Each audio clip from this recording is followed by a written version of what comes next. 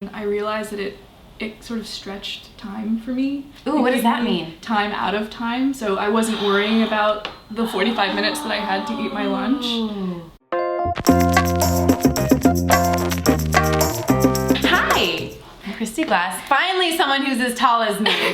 I'll use my ballerina. Because I always sit here and then I'm like, let me just get Anyway, please introduce yourself. My name is Emma, and I'm the knitter behind the New York Year. The New York Year. So we met at Rhinebeck Sheep and Wool, or New York Sheep and Wool, aka Rhinebeck, and you were on the video telling about your Rhinebeck sweater. Yeah. And I don't remember how, I think because you told me your handle, I looked you up. And I think you made it, did you say it in the video that you were knitting a... Yeah. So okay, so tell us, I'm gonna stop talking. So my 2018 resolution was to make a sweater, and One sweater. And because I had just started getting back into knitting that fall, and so I set myself this goal over the course of 2018 to make one, and I finished that goal before January ended. So I decided to extend it for the entire year and knit a sweater a month. And I think that's what I mentioned to you in the video. I think that's what you said. I was pretty far. I was, we were in October. Yes. And this is actually the second Rhinebeck sweater that I made that I wore on Sunday when I didn't see you. Yeah. So I got to that goal and actually knit 13. You did 13. Lucky 13 baker's dozen. Yeah. So talk about where knitting started in your life, and then we'll talk about the year. Okay, so I guess I can break it up into two phases. Yes. Which I feel like a lot of people sort of start and then leave it for a bit and then pick it up later. So I learned to knit when I was around 8 or 9. I grew up in Los Angeles, which is not an ideal place to learn how to knit. No. Well, like functionally anyway. We know you're there knitting, knitters. But it's hot. It is very warm. So I learned to knit from a woman named Maria, who was actually, I've totally lost track of her, but she was my karate teacher, my self-defense teacher in elementary school. Knitter. Yeah, slash knitter. So I was totally in love with her. She just had this warm, glowing personality, but also very focused and very together and serious. And I liked that so much that in this after-school program that I went to, I asked my parents if I could go to her dojo for, I guess it was like a winter camp or a summer camp, sort of a break between semesters at school. And I was with her all day, every day, but we weren't just doing karate the entire time. So it was like a day camp. So we went to the movies, or we went to the ocean. And so in the midst of that, she was always knitting on the downtime that we had. And at a certain point I asked if she could teach me, and she taught me how to cast on, bind off, and the knit stitch, and that was it. And I sort of made my classic garter scarf. That grows. Yeah, that grows. And the tension is all terrible and really inconsistent. And so I should also say that my mom and both of my grandmothers were prolific in their sewing.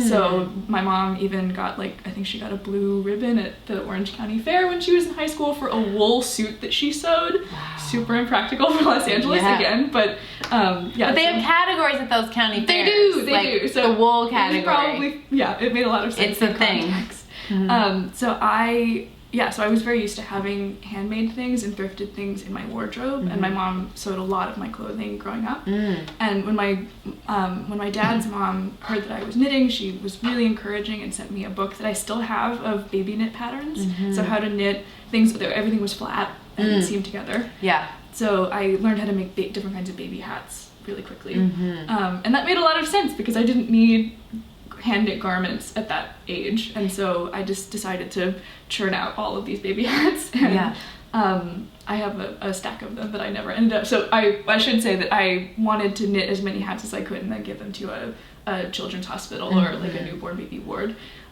just so I could not have them around, not being used.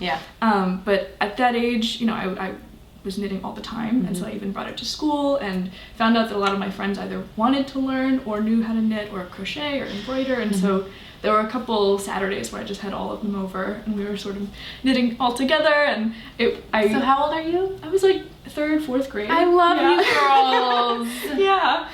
It was a really fun thing. I initially wanted everyone to start making something that we could give away, but people were like, I just want to work on my embroidery project. I feel like my aunt or my grandmother or something. You guys are so unique and special. Yeah, it was. I didn't. Thinking back on it, I'm like, that was a really unique situation. Yeah, because I remember in 4th grade, I would have friends over and we would play Barbies and vow not to tell anyone that we were still playing Barbies. Like, don't tell anyone we still play Barbies.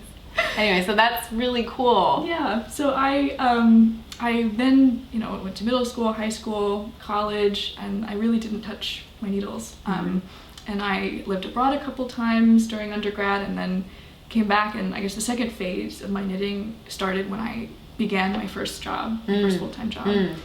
So studying abroad didn't make you curious about the knitting culture there? No, I was in a total bubble. Yeah. I had no idea that this community existed until fall of 2017. Totally, okay. So what did you study in college? Art history. Art history. And I went to NYU, and NYU is really lucky to have campuses all over the planet, and a huge concentration of them are in Europe. And so I spent my first year of college in Italy.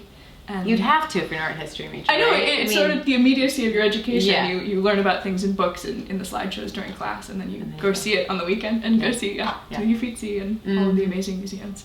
So I was in Italy for my first year. I did a summer in Paris for my creative writing minor, and then did like a traditional junior semester in London. Amazing. Okay, so school finishes. School finishes. Not knitting. Not knitting. And I started a job at the Museum of Modern Art as my first full-time job, and it was a really grueling experience. I was doing front of house work, interacting with literally thousands of people every single day at the info desk and at the ticketing desk. And like a slow day was 5,000 people coming to the museum. Oh my goodness. A busy day was around like 20,000. So it was 20,000 people? Yeah, in a single day.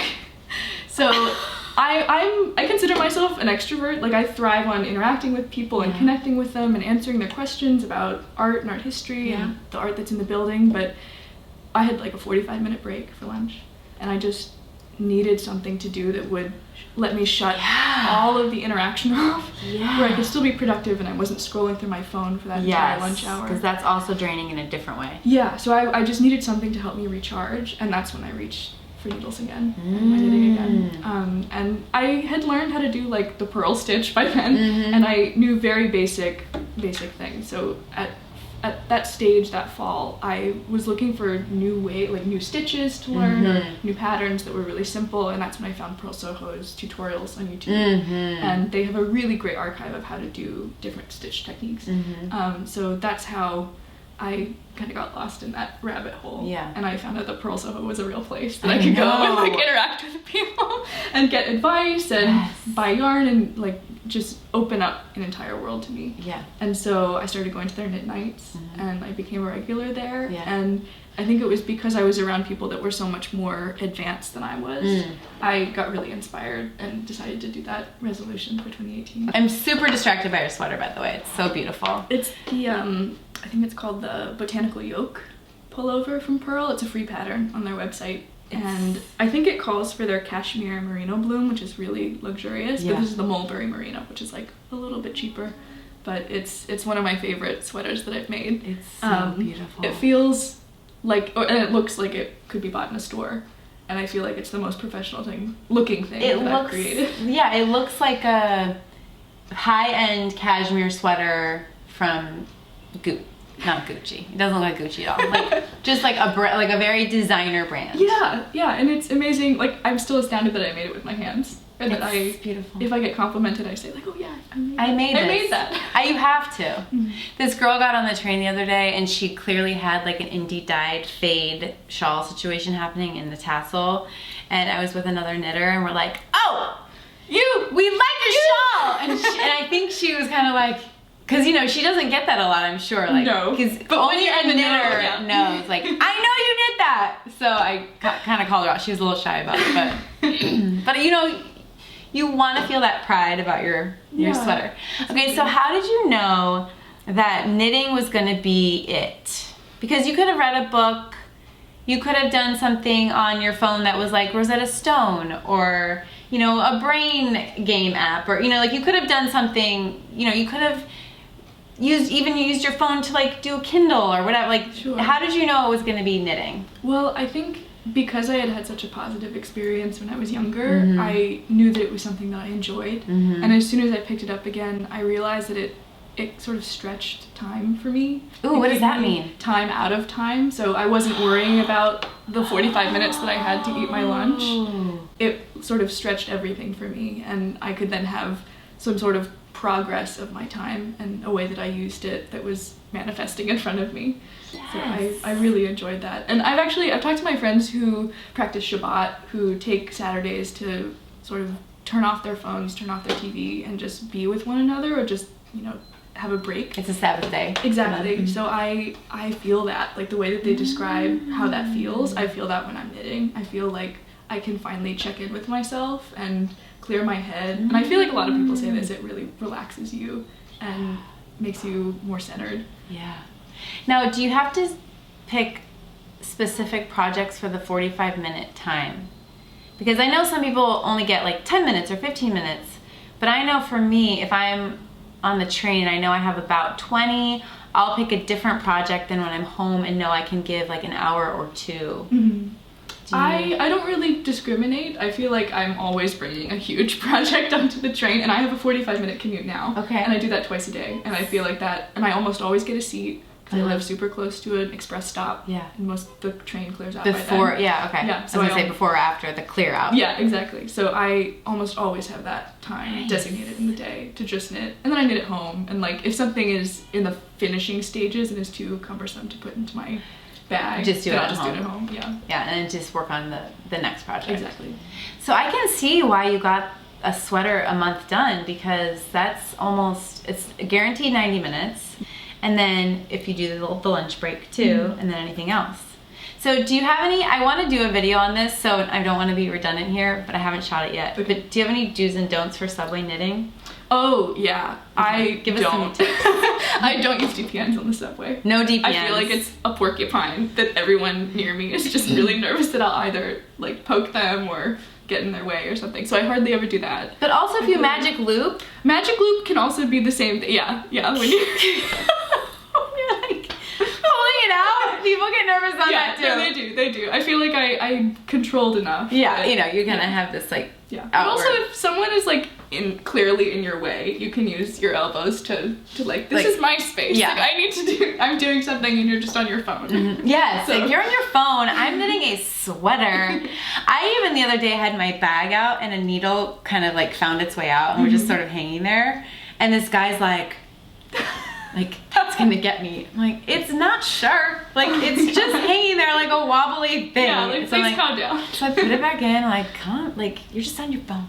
Anyway, everyone's on their phone on the train. Yeah, they are. Jeez. But have you found another knitter in your car before? Okay, I need to tell you. So on Friday, this past Friday, I was on my way to Pearl for an event that they were doing, and a girl sat next to me, and she's like, I'm also knitting, and she just like pulled out a bulky hat. And actually earlier that day, a woman on the train on the opposite side of the car was also knitting, and we both got off at the same stop, but we hadn't noticed one another because we were so because you're in your knitting. Yeah. And we just like shared a smile, and we just knew each other, and we had something in common immediately. Yeah. But yeah, she then started talking about String Things Friday knit night, and I've been a couple times, but I'm not like a regular there yet. And she was obviously just finding this community, and she was like, we should go together. Like, what's your name? Let's try to meet up. And it was just immediate friendship, and we had all these things to talk about that I feel like you don't really have with any stranger that sits next to you. Yeah, because you don't know there's something about the visual of the needles and the yarn that fills in so much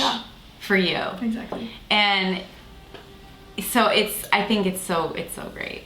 It's so great. I did see a knitter once on the train, and I think it was a hat or a something. And I don't know if she knew who I was, because every once in a while sometimes someone recognizes me because of the YouTube channel. Yeah. But it's not my daily thing. And I don't walk around thinking someone's gonna recognize me. That is not the norm at all. Unless I'm at like Vogue maybe. But on the train, no. But so I don't know if she knew me or not, or if maybe it was most likely I was wearing like 4 different hand knits. Sure. I just pile them on. Especially when it's cold. Like, totally. And like half the time they don't match, and I probably look crazy. But anyway, she kind of like made eye contact and was like just wanted me to notice, like, I love that. I knit this. I absolutely love that. But like she wanted to be like quiet about it. It was so funny. So So I couldn't tell if it was because she knew me and was embarrassed, or she just was like shy, but it was so great. Yeah. I love those moments when it's rain. Okay. I do too. I've gone from like 3rd, 4th grade knitting little hats and things that were flat. So what did you tackle when you first started knitting during that lunch break? What did you decide to tackle? Scarves and like hats that fit me. So I did a lot of like the traveling cable hat that Pearl has on their website. I was really into free patterns just because I was starting out and I didn't know if I wanted to commit to something like that. So they have a traveling cable hat that taught me how to cable. I think I have that. Is that a little bobble too? No, it's just like sort of, it's a basic cable and then a more complicated one in the center. So I really love that, and so I made that hat like out of acrylic yarn several times just to see if I could memorize a pattern, and just it was sort of a stepping stone for me. And then you learn stuff. Exactly.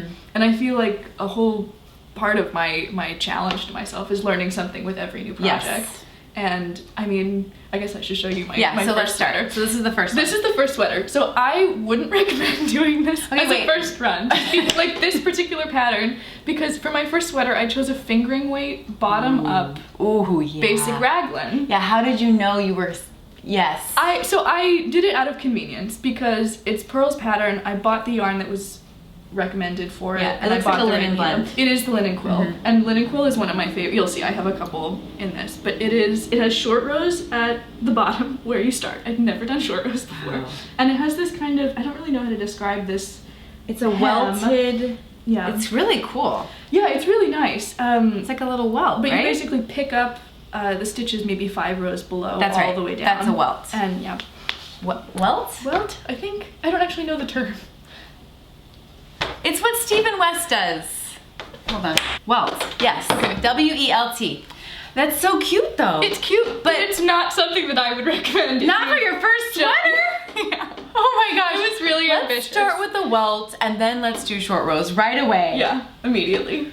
But you gauged though, right? I did. Okay. Yeah. Okay, good. I learned that was important very early. Because my first sweater was also a pearl, and I did not gauge, and it's ill-fitting. Yeah. Yeah, okay. I am thinking that I might redo the collar on this just because I didn't bind off in a very stretchy way. Oh, is it hard to get over your head? A little, but like, but I'm thinking that 2019 is the year of fixing my mistakes. Okay. So I may rip it back and like do some surgery. You like,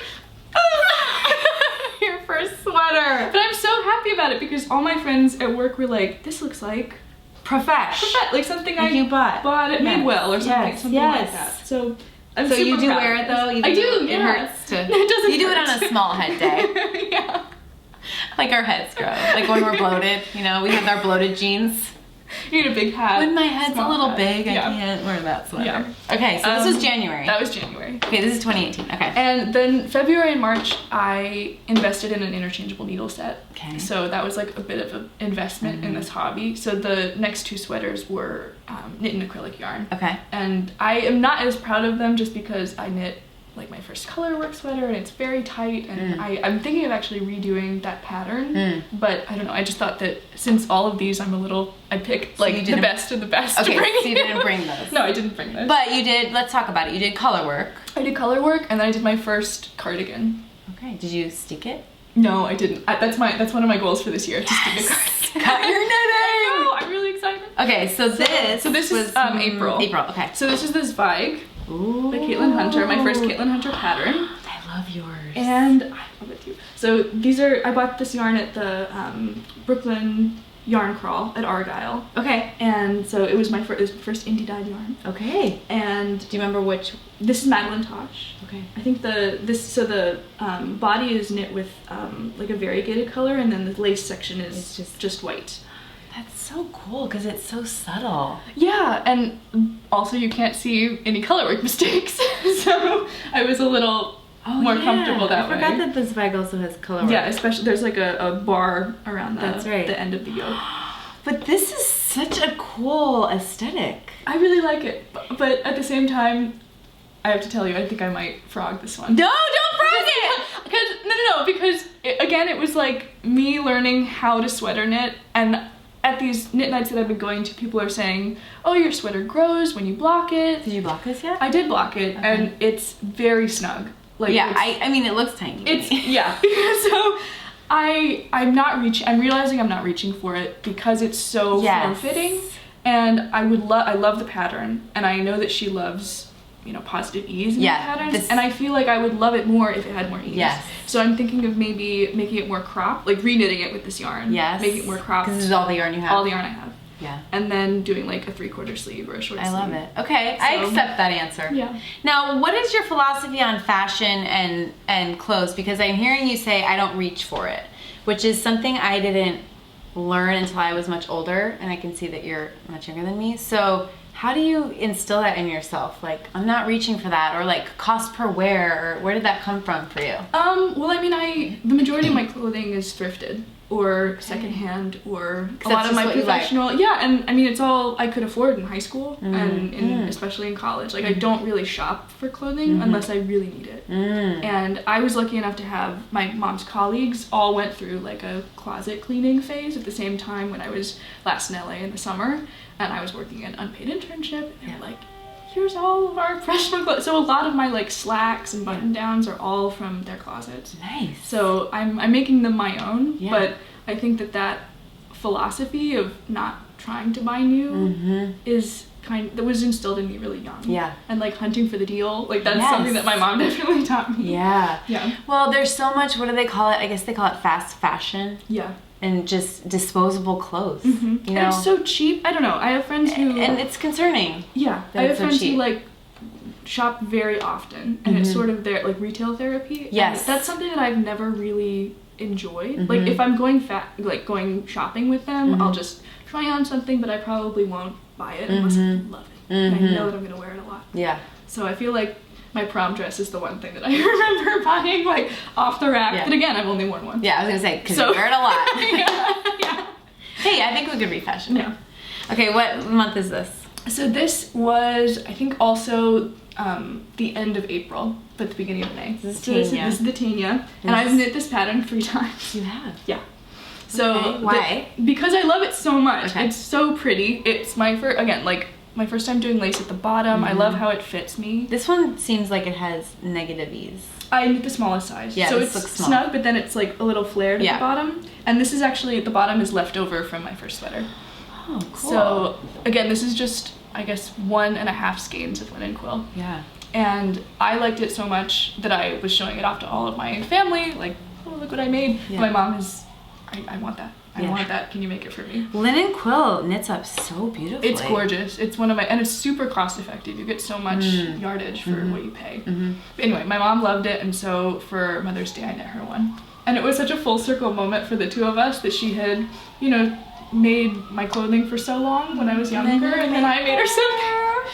She get a tear? Yeah, we both got a little verklempt. Yeah, and so the third one that I made was actually a sample for an indie dyer. Oh. Explorer Knits and Fibers. Explorer Knits. Yeah, oh, cool. She's based in Illinois. Oh. And I had been following her, and she had a call for sample knitters, and I knew that I could, you know, bang it out in like 3 weeks or 4 weeks. Like, I'll do that. Yeah, so that was where the third one is. So I don't have those two to show you, but cool. Yeah. Okay, is this the Rhinebeck? No. This is one of, so the next two I wore to Rhinebeck. Oh, okay. So this is actually turned into the sweater that I keep at my desk at work. Ooh. So it's the... You get a little chill? Yeah. Yeah. This is nice yarn. It's worsted twist from Pearl. It's really nice. It's one of my favorites. Nice. But it's the Pam Allen pattern. I'm forgetting the name now. It's okay. Someone will know. Okay. Comment below. Can I try? Yeah, of course. And then we're the same size. Yeah, I think so. Or maybe you're skinnier. I don't think body so. Dysmorphia. Stop. I'm her size. Okay, and this is the Maritimo. Okay, I have yarn for this. It is so nice. It's also in the same family as similar? the Tania. Super similar. Okay, is it bottom up? Yes. Okay. Yeah, and you start off with the lace, but I also wore this to Rhinebeck, so this is like my the Rhinebeck Saturday look. Goodness. And I made this one with But you weren't wearing this in the video. I was. I'm pretty sure I was. You know what? I think I'm confusing you with Nairi. Nairi was also wearing But she was wearing. Were you with a friend that had a Pam Allen that was the same? We were all. Nairi and all. We all went to Rhinebeck together. Okay, so we were all in the same. Okay, house. I think I'm thinking of. Okay. I think Susie Evans had the same one. Same one as Nairi, and they were in Willow. Willow. They were in. Oh, this is the maple cardigan. That's no, kind of maple. So they were wearing the exact same sweater that they knit, almost in exactly the same shade. That's one right. Is oatmeal and one is cream. Okay, that's right. And then you were wearing a sweater on a sweater. Yeah. Okay, I do remember that now. Yeah. Okay, and good. This one is Farmer's Daughter fibers. And pretty. I really like her stuff. I got this at Brooklyn General. And she's from Montana, where my dad grew up. And so I felt like very connected to, she's very inspired by the landscape of the Midwest. And I think she's also native, and so she's very connected to the culture there. Yeah, and I felt really. She talks about it a lot. Yeah, so I appreciate that about her too. Now, did you alternate skeins? I did. Yeah. She's such a. You're just in it. You're just a good knitter already. Well, this Vigue, I did not alternate skeins, and if you look close enough, one skein is a little more or one sleeve is more speckled than the other. Yeah, so that was a learning lesson. It was. A year of sweaters. And if I rip it up, I'll correct that mistake. Yeah, totally. Well, actually, it's going to be easy to rip out that you didn't alternate. Yeah. That's a good thing. Okay, what's this one? So this is the Bronwyn. It's a Brooklyn tweed pattern. This one took me 6 months. I can see why. It was in timeout during the summer. So you just, were knitting more than one a month. I was, yeah. I cast on a bunch of things, and then I was working on a lot of things at the same time. So what did you think? Your first big cable pullover? Oh man, this was really ambitious. It's a set-in sleeve, which I'd never done before. Okay. I'd never read a cable chart front and back, like when you're knitting flat. Oh yeah. And so it took me so long to get like the top of the shoulder. I think I ripped it out like 15 times. And then Sydney from Squid Knits, she works at Pearl, and she coached me how to seam everything together. She did. So I'm like, please help me. I know that you're good at this. Like, I would just like some coaching. So I was super antisocial at one knit night, and I'm just like at the table, just like trying to seam everything. Did you mattress stitch? I did, yeah. Yeah, that's what I think is the best too. Yeah. And you kind of match up where you want it to end up. Exactly. With like little stitch markers. At least that's what I do. Yeah, I do that, and then I put it. I guess I put 1, 2, and then one in the middle, and then one in the middle there. Yeah. And then sometimes you have to rip it back. Yeah. But you just gotta trust. Okay. Yeah. What's this one? So this is number 13. Okay. I am so impressed you know. I could never do this. Well, I keep track on my highlights on Instagram. It's sort of how I mark everything. Okay, that's good. It keeps me accountable too. Yeah. So this is the So Faded by Andrea Mowry. Cute. This is a super easy beginner fingering weight pattern since it's from the top down. Oh, good. And I would really recommend it if you are comfortable with fingering. All these 13 sweaters, this is a good one. This is a good one to start. People ask me that all the time. Yeah. And then you don't have to do the variegation and the fading, but I'm holding this backwards. Yeah. Okay. That's perfect. Yeah, you don't have to. You can just do whatever. And so this is Barnyard fibers, and I got this from Argyle also. Yeah, she has a good selection at Argyle. Yeah, I loved the selection she had. But I think the nice thing about the fade or just the indie dye is that it keeps it interesting. Yeah, when you're just stock knitting, right? Okay. And then this is the first one of 2019. Okay. So this is the Alina. Oh, it's just FYI, it's February 12th. So did you cast this on in 2019? I cast it on in 2018 at the end. Okay. This is sort of my Christmas. Yeah. So this is the Alina. I actually think the back is my favorite part. Is this a pearl or a Brooklyn tweed? It's from Yarn on the House. Oh. But I don't actually know if this has another name, but this cabling, it keeps it very interesting, and so it goes from the very back, like starting in the underarms, and then that cable is in these columns that get shorter and shorter. I think you can see. Yeah, you can see. Oh, that's so cool. This is the middle. Yeah. I've never seen this cable detail in any other sweater that I saw in Ravelry. This is very unique. So I really kind of took to it and wanted to, again, something that I'd never seen before, something I never tried before. Yeah, because what's the point? Yeah. Gotta learn something new every time. Yeah. What yarn is this? That's Malabrigo worsted. Got it from String Thing. Oh, wow. Okay, so how do you approach which one you're going to do next? What's your... Well, I have a list that I make, but obviously when I see something new that comes out or something that pops up on my Ravelry that was recommended to me, I usually consider it. And if, I don't know, I don't really have a method. Do you go with what I feel like? I knew this was this 2018? This is 2018. This is October. And I had been eyeing this pattern ever since I started and discovered Pearl. Yeah, it's gorgeous. It's sort of my What are you knitting on now? So this is the Floozy. Oh, I saw a lot of these at Rhinebeck. Yeah? I didn't see any, but I am really loving this color. This is Brooklyn Tweed Peary. Oh, I haven't knit with this yarn. It's really nice. I like it a lot. Yeah, and this is fingering weight, it looks like. Yes, it is. And I'm not the best at color work, and this is, I think, mosaic color work. Oh, because you're slipping? Yeah, exactly. And I'm just really enjoying, I'm sort of past the yoke part, but I really enjoyed making it. It's almost done. Almost. I just need to pick up the, finish the body and then pick up for the Button band. And so there will be buttons? Yes. I need to buy I couldn't remember if it had buttons or not when I saw it. I think it does. They're very small. They're not like statement buttons. Where do you go get buttons in the city? What's your favorite place? So my mom has a really big collection of buttons. She used to go to yard sales and flea markets, and there was a button your mom. woman. I do too. She's amazing. But my mom has told me that she used to push me in my little stroller to the button lady, and the button lady was like, "Your daughter's gonna be president." Well, you might be. I don't think that's on the docket for me, but it was a very sweet thing that she immediately pointed me out and singled me out. But my mom has a huge collection, so sometimes when I'm home, I'll go through and try to find something I like. Do you have siblings? I have a younger brother. One younger brother. Does he do any makey thingies? He writes music. Oh, that's a makey thing. But yeah, no, I grew up in a makey super. Thing? Who am I? Makey thing. I have a 6-year-old. I spend a lot of time with her. It's going great. He's creative. He is creative. I grew up in a really creative household, and I was definitely influenced by my parents. My dad's an animator, and my mom works in the museum world. Cool. And I ended up working in the museum world too. So if I were to go to your apartment today, what yarn do you have? Or do you have a stash, or do you shop for your next project? How do you handle it? I do have a stash. I've been to a couple of the yarn crawls that happen in New York, and I feel like that's when I first started getting a stash, and then to Rhinebeck, and then to Vogue.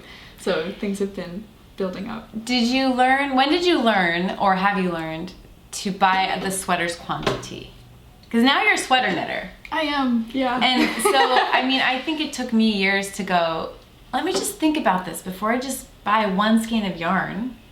I just feel like that's such a rookie mistake. I don't know who's doing that. I was doing it. But some are so special, and you just fall in love with it. And you could make small things like mitts or hat, but I really did sort of get my stride with sweaters, I think in 2018, maybe 2017 also. Yeah. So I totally understand this. And now I try to just buy the sweater's quantity. I always have How a do you plan. shop? You do? Yeah, almost always. So yarn crawl weekend, what was your plan? So the first one I didn't really have a plan. Okay. But ever since then I know that I have to have a project in mind. And I have a little notebook. I'm forgetting where I put it. It's actually very cute. So my boyfriend got this for me when he was in Amsterdam. It's little bees that are embroidered on the wallpaper in the Amsterdam City Hall. So great. Very cute. But no, I have a list of sweaters now that I know that I want to buy for. And I actually have the list of sweaters that I made. So it's in pencil. I have a little IKEA pencil that I keep because it's the same size. Do you ever erase? Yeah, sometimes. No, I'm not doing that sweater anymore. My ideas definitely shift depending on what my goals are. I know, for the year. so frustrating. So, I don't know. When my ideas shift and I have the yarn, I know. I feel like I hardly ever buy the yarn with the intention of one project and then shift to a different Oh, you project. don't? Okay. No, I usually am very good about keeping that. Not me. That order. Not me. But I think that's a spontaneity that I don't feel like I have. Well, I I'm can much more see of a that you're a planner. But I like that about this. Now, have you knit for your boyfriend? No, not yet. Will I mean, you? I knit a hat and then he stole it, so maybe. I do have a sweaters quantity that he likes too for my husband. That he likes I have a green that Me I got too. that I got at Rhinebeck actually from Harrisville. Yeah, and mine's Brooklyn Tweed, which is basically the same thing. Harrisville, Brooklyn Tweed. So maybe we should have how big is your boyfriend? He's just what size sweater? Size, a large? Yeah. Yeah, I'll have to knit a large also for my husband. Maybe we should do a knit along. I would love that. I also don't believe in the whole boyfriend sweater thing. Yeah, so it won't be a curse for you. No. Yeah, well, my husband so superstitious. My husband is my boyfriend. So we'll be like, are you ready to cast on yet? We'll We'll check back in if we do this. Yeah. Because like the green yarn there's so many skeins. It just stares at me. And I think I do have a pattern picked out, but maybe we'll have to like have a little meeting and see. We will. I do actually have another, I haven't bought yarn for this yet, but my brother's he's getting into college this spring, and I promised him that I would knit him a sweater in the colors of the school that he declares. Okay, and you so do that. That's on my docket, but he hasn't gotten in yet. We don't know where he's ending up. Okay, so. This boyfriend-husband sweater thing might be down the line, so don't hold your breath. Yeah. But I like it. Okay, so you have all your notes, and then, and what I was gonna ask you is, what role does Ravelry play in this whole thing? Do you get on it every day? Like what? Not every day. I think when I'm looking for a specific pattern or like what's on the docket next. Like if I'm trying to figure out what kind of mood I'm in, if I want to knit lace or knit like a heavier sweater, or I usually go to Ravelry and try and see what I can do there. I also use Ravelry as like a tracking of when I started something, when I finished a project. So I feel like I use that much more. But I browse a bunch. Yeah. What whips do you have? Like how many at a time will you have? I typically have 3. A sweater? Almost always a sweater.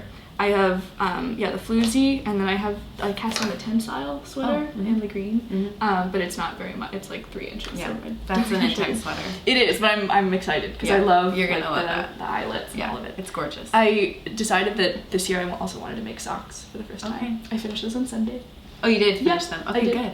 And I also have I wanted to learn how to do brioche. Oh, is this a shawl? It is a shawl. My first shawl. It's the Brioche-alicious by Andrea Mallory. Oh, that's pretty. And it's knit with Pachinku. I don't know that, no. They're a Peruvian yarn company. Super soft. It's like merino and silk. Gorgeous. All natural dyed. Wow. It's really wonderful. You got this at Pearl? No, so you know Vanessa Knits?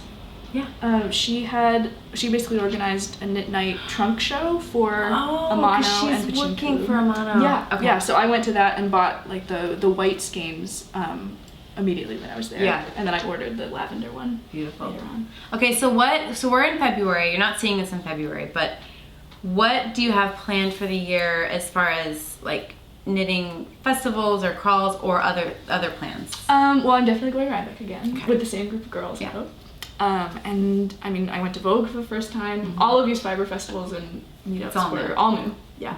But I try to go to a knit night at least once a week. Oh my gosh. So Why did I have children? Why did I have children? Someday. I love my children. Just because I love meeting new people, and I feel like if you go to a place often enough, you become a regular, it's like you immediately have friends and people gravitate towards that positive energy. Totally. So I am definitely wanting to go to Rhinebeck. I tried to go to the New York Yarn Crawl and the Brooklyn Yarn Crawl. I hardly ever go to every single shop, but yeah, it's hard. It's really ambitious. I saw that you had the RBG sweater written down. I do. I love that. I want that to be my Halloween costume. Is that the one? Yes. Yeah. I'm interviewing her. Oh, you are? That's so exciting. I'm really excited. I would love to meet her. I feel like we're on the same level. She's much more colorful and but I feel like we're on the same level. Yeah, I'll let you know. Yeah. Okay. So I also should say that I studied art history. I work in the museum world. I don't work at MoMA anymore, but I'm still working in a museum, and I'm finding that I'm gravitating towards yarns that are inspired, or color combinations that are inspired by art. So this skein is called Matisse Blue. It's a Malabrigo color, like Henri Matisse's Blue Nudes, which are a really famous series of his. And I feel like this color is so representative of that series of paintings that I immediately, it was one of those things, I need this in my life. And then the floozy is actually, this color combination is inspired by the garments that are worn by Anna in The Birth of the Virgin, which is a painting by Pietro Lorenzetti, who was in Italy in like the 1350s. And it was something that I had been thinking about and reading about recently, and I just gravitated toward this like very royal purple. Yeah. And so I'm feeling like those two, my professional life and my hobby, are kind of intersecting a little bit, or at least I'm becoming more inspired by what I'm looking at every day Yeah. and translating that into what I'm making. I love that. My mom, she just does basic crochet Afghans, and she'll pick an image and then pull the colors out. Oh, that's fantastic. Yeah, I love really that like she does that, because she doesn't wanted it to be complicated. She just wants it to be simple, but that's how she'll dictate the next group of yarn she buys. So that's really cool. Are you a lifestyle knitter now? Like, is this the rest of your life? I think so. I think so too. Yeah. I feel like there's no going back. I'm going back. And I'm not mad about it at all. Me either. Are you gonna learn to crochet? I don't think so. Yeah. I feel like You're a knitter. I'm a knitter. Yeah. Well, I just love spending time with you. I love talking to you. Thank you for coming by, and I think that, don't you think she should be on every year with all her FOs? I would love that. I think it's a done deal. Christy. I love it. All right, see you guys later. See you. Bye!